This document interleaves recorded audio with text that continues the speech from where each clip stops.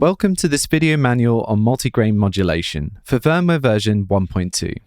Today, we're going to take a comprehensive look at modulation inputs, modulation outputs, and how to assign them all so that we can create patches such as this one, which uses modulation in a number of different ways.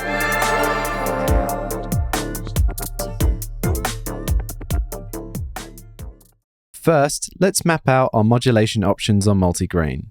We have 3 assignable modulation inputs, X, Y, and Z, random modulation per parameter through rand, a morph input for modulation of the morph fader with an attenuverter and position LED, and 2 assignable modulation outputs, A and B.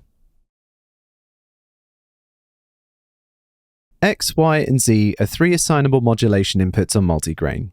Multigrain's modulation matrix allows you to assign any of these 3 inputs to any granular engine parameter at the same time or in combination with each other. Modulation is applied per scene, allowing you to morph between different modulation assignments across all sounds. Let's walk through assigning modulation to parameters.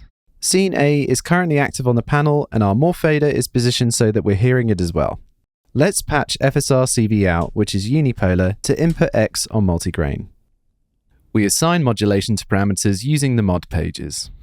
As we're patched into X, we'll select the X mod page by pressing it. The mod page button will blink yellow, indicating that it is now active on the panel. The 10 knobs become modulation attenuverters for their respective parameters, and the reverse button enables or disables modulation to it. Let's assign modulation from X to pitch. Turning the knob sets the range and polarity of the modulation. Turning it clockwise will set positive modulation, indicated by a yellow knob LED. So now if I press the pad on FSR, the pitch goes up. The further I turn it, the larger the range. If I turn the knob counterclockwise, we'll set a negative modulation range, indicated by a purple knob LED. So now when I press the pad, the pitch goes down. And the further I turn it, the lower the pitch will go. When the knob is in the center position, the LED switches off and no modulation is applied. To assign modulation to the reverse parameter, press the reverse button on the mod page and it will light up yellow. This parameter only has 2 states, forwards or reverse. When CV at the mod input passes plus or minus 2.5 volts, the audio playback direction switches to the opposite setting from the home page.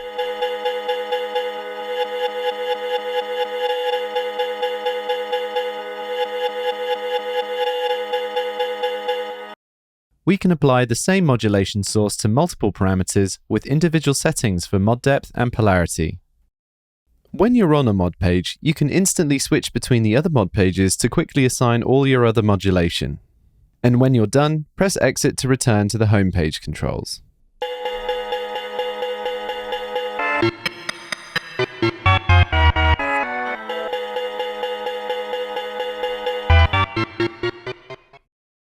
Multigrain generates its own random modulation per parameter that we can apply to our sounds in exactly the same way as X, Y, and Z.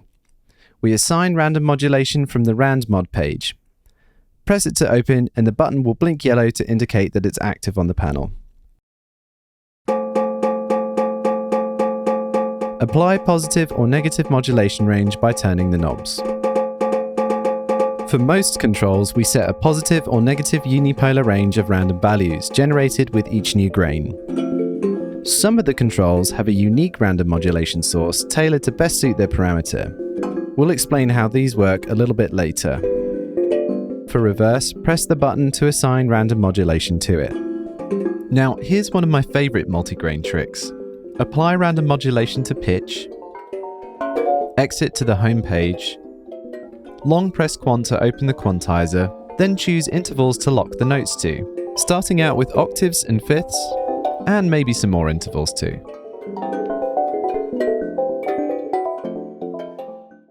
As mentioned before, assignable modulation is applied per scene. This means that you can apply different modulation amounts and destinations to each scene and then morph between them.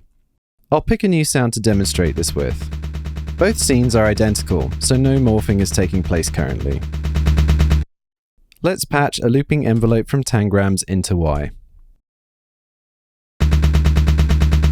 For quick access to the mod page, we can hold the button instead of pressing it.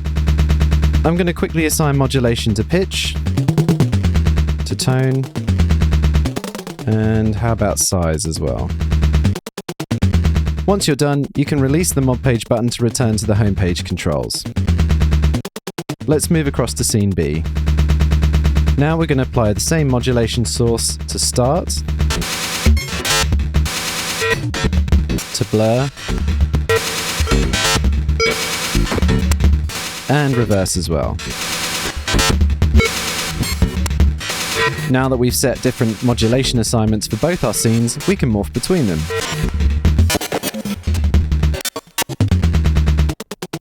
So there's our first lot of assignments on A, our assignments on B, and everything in between. We can create some automated movement between these two scenes by using an LFO from Dixie to modulate the morph fader. So we take the sine output and plug that into the morph input. And then using the morph fader attenuverter, we can apply the modulation. Let's slow down the speed of this.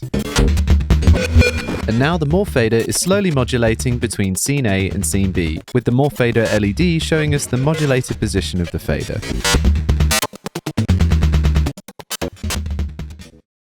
When it comes to tuning in Eurorack, you're probably used to seeing volt per octave as a standard scaling of pitch from CV sequences. Multigrain's pitch parameter can scale with volt per octave CV via the X, Y, or Z inputs. To help demonstrate this, I have a melodic sample, and I also have Metropolis here, which is our CV sequencer. So let's patch gate from track 1 into the gate of multigrain, and let's patch pitch from track 1 to the Z input. On the mod page, turn the pitch knob fully clockwise to scale the incoming modulation to volt per octave. So now, as you can hear, the sample is playing a sequence which is to scale. For even tighter pitch control, we can enable all notes on the quantizer to lock it to those chromatic intervals. So I'm going to open the quantizer by pressing Alt and then pressing Quant, and then going to select all the notes in the quantizer. And as you can hear, it pretty much sounds exactly the same. Also keep in mind that if you only apply a selection of notes from the quantizer, it will limit the incoming CV to those selected intervals. So if I remove a few of these, you can hear that the interaction with the sequencer has changed. If you want to use another CV source, such as an LFO with a quantizer active, you don't need to worry about setting the modulation amount to volt per octave. An attenuated range will give you a narrow selection of notes which actually might be more useful. So to demonstrate this, I'm going to run Metropolis again. I'm going to take the pitch output and patch that from Dixie's sine output. You can hear there's quite a wide range on there. So let's go into the Z mod page and reduce this down to a narrower range. I can change the foundation note to be a little higher. And now our LFO and the quantizer are creating melodies on their own.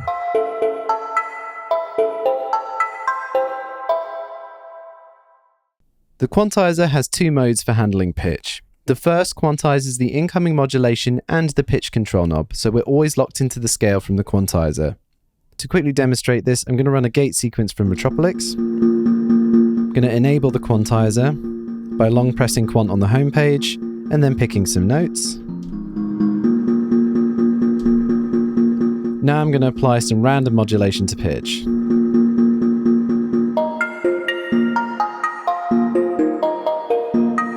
And if I move the pitch knob,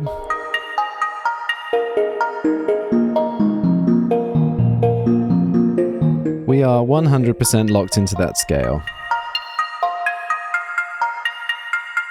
The second mode quantizes the incoming modulation only. To enable this, go into the quantizer, and then press the Quant button so that it lights yellow. This allows you to use the pitch knob to freely tune the sample while the incoming modulation is locked to scale. For example, we could set 2 different pitches on each scene, and our sequence can glide continuously between them.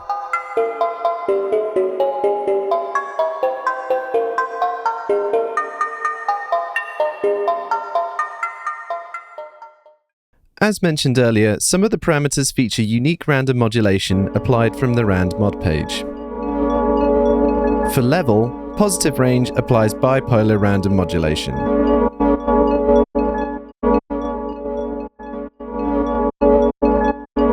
Negative range applies the opposite level value in the left and right channels to create a random panning effect.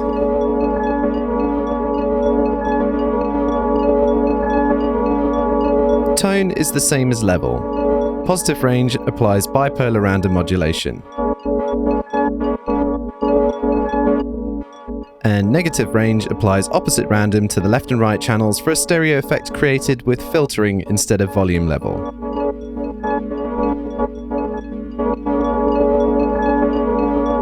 Applying random modulation to start is a technique often called spray on many granular processors or plugins. On multigrain, we have two flavors of spray. Positive modulation depth will begin each grain at a random distance from start with a bipolar range.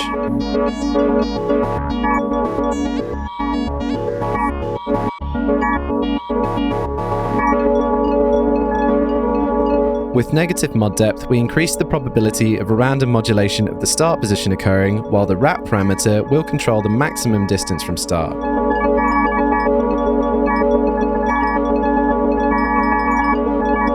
Let's compare that to positive again, which goes across the whole range of the sample.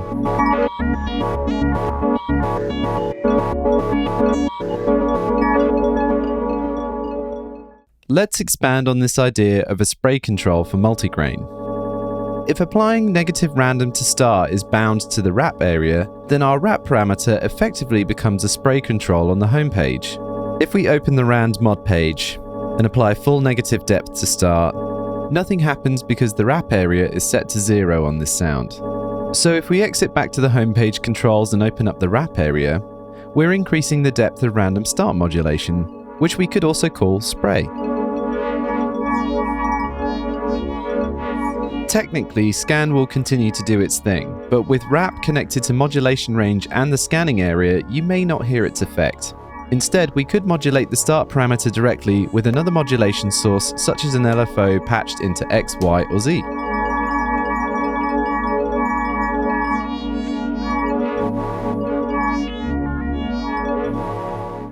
For rate, positive depth randomizes the frequency, causing fluctuations in the timing of grains being generated.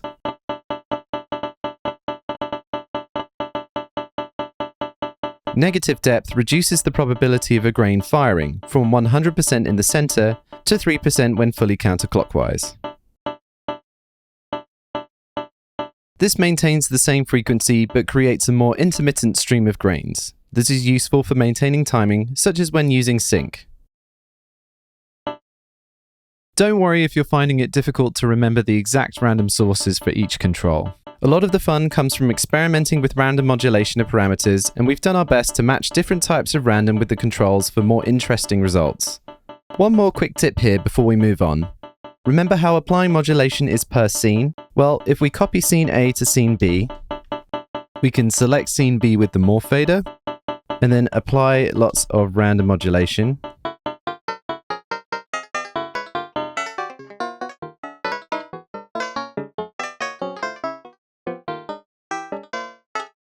Then exit.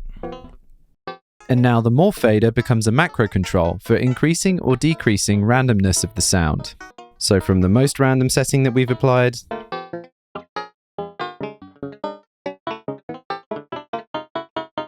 back to our original scene. And of course, we can modulate this movement too.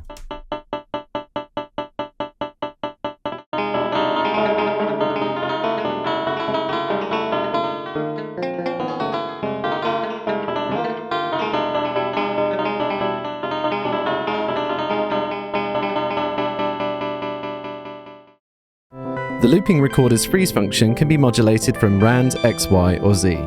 Currently, we're listening to a pattern from OPZ through multigrain. Now let's trigger some live grains from it. We'll switch off through so we just hear the live grains. And now let's assign modulation to freeze. I'm going to take the gate out from FSR1U, and I'm going to plug it into modulation input Y. Let's open the Y mod page. And then to assign modulation to freeze, press the sample button, and it will light up yellow. Now when we press the pad on FSR, the looping recorder freezes, and we can see that the sample button turns cyan.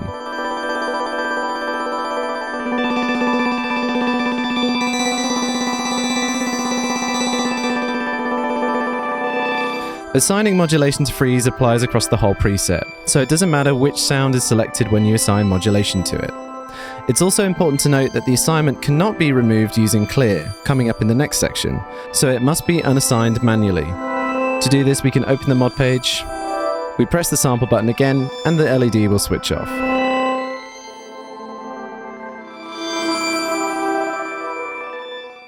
Sometimes you may want to apply the same modulation across both scenes of a sound, or maybe even apply it to all sounds in a preset. On multigrain, it's possible to do this by using the latch and scene buttons as modifiers while you assign modulation. So in this example, I have 8 similar sounds, and each one has identical scenes. Let's patch an LFO from Dixie to input X. To assign the same modulation to both scenes of a sound, open a mod page, hold either of the scene buttons and they'll both flash, then turn a knob to apply modulation to both scenes.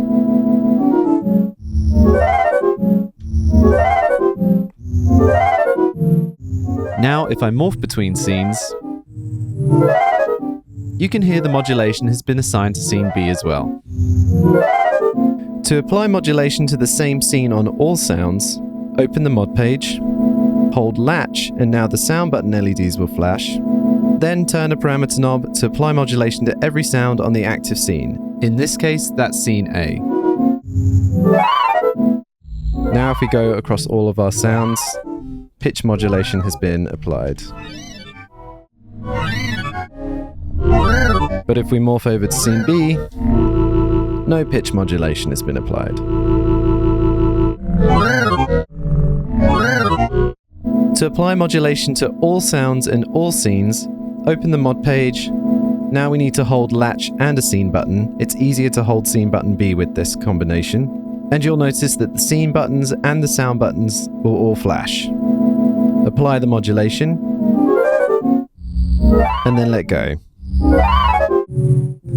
And now, if we go across all sounds, the same modulation has been applied in scene A and in scene B.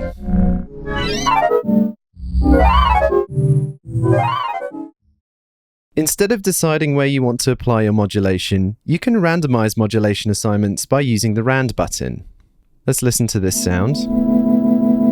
No modulation is applied, but we do have an LFO from Dixie patched into the X input of multigrain.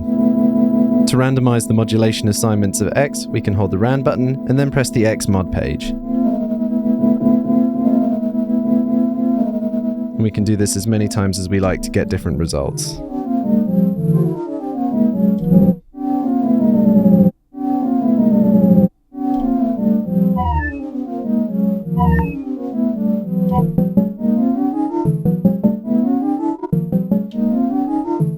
Let's switch to a new sound. We can also randomize random modulation. Now we can't hold the same button and press it. So instead what we do is we hold the Rand button and then press Alt. And this will randomly assign random modulation.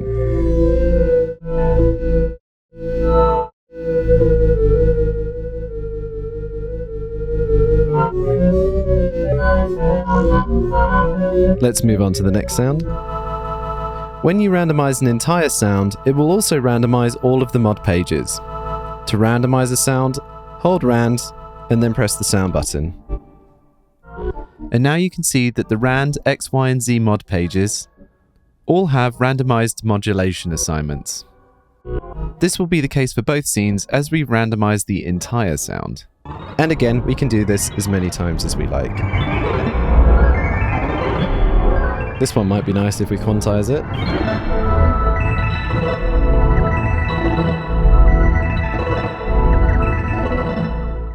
There are a few options to quickly clear modulation assignments from sounds. These functions will save you from opening up each mod page and zeroing all the attenuverters, which works but is far less efficient. We'll start by clearing a single mod page. First, you want to make sure that the scene you want to clear the modulation from is selected. So in this case, we're on scene A. Then press the clear button to open the clear page. And you'll notice that all of the mod pages are lit red as they have modulation assignments on them. Press the mod page once to select it, and it will blink rapidly. Then press it again to clear. Once you're done, press exit to return to the home page. You can also quickly clear individual modulation assignments in a mod page. To do this, open the mod page that you want to clear individual assignments from, then press the clear button. You can now move the knobs to immediately clear assignments. When you're done, press exit to return to the mod page, and then press exit again to return to the home page. Alternatively to pressing the clear button, you can hold it for quicker access. So if we wanted to clear all random modulation assignment on scene A here, we can just hold clear and press rand once, and then release to return to the home page.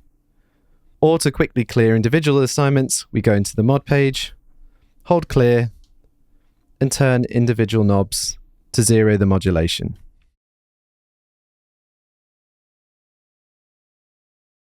Multigrain has two modulation outputs, A and B. These can be patched out to your wider system, or you can use them to patch back into the module. In a preset, we can assign different types of modulation to these outputs. To choose the output source for A and B, press Alt and then press the A and B buttons to toggle between the different modulation types. There are 7 output types to choose from. Green outputs CV based on the Morph fader position, including its modulated value.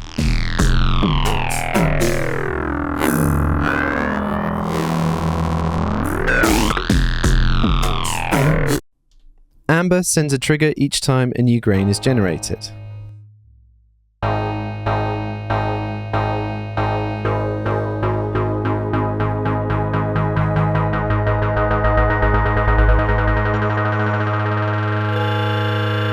Blue is the grain envelope output.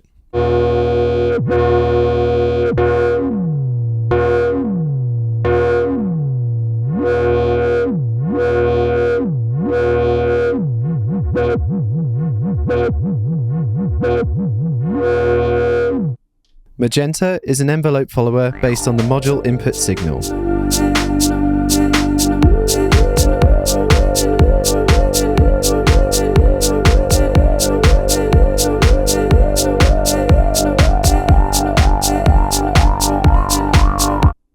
Red is an envelope follower based on the module output signal.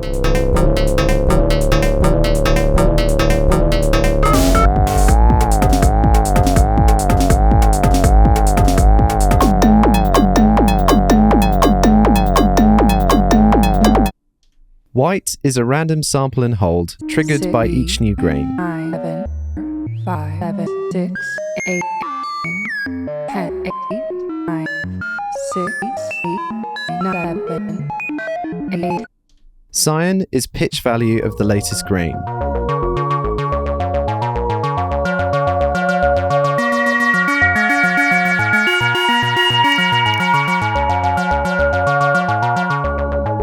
So this has been a comprehensive look at modulation on multigrain for firmware version 1.2. Any updates to these features will be covered in future videos.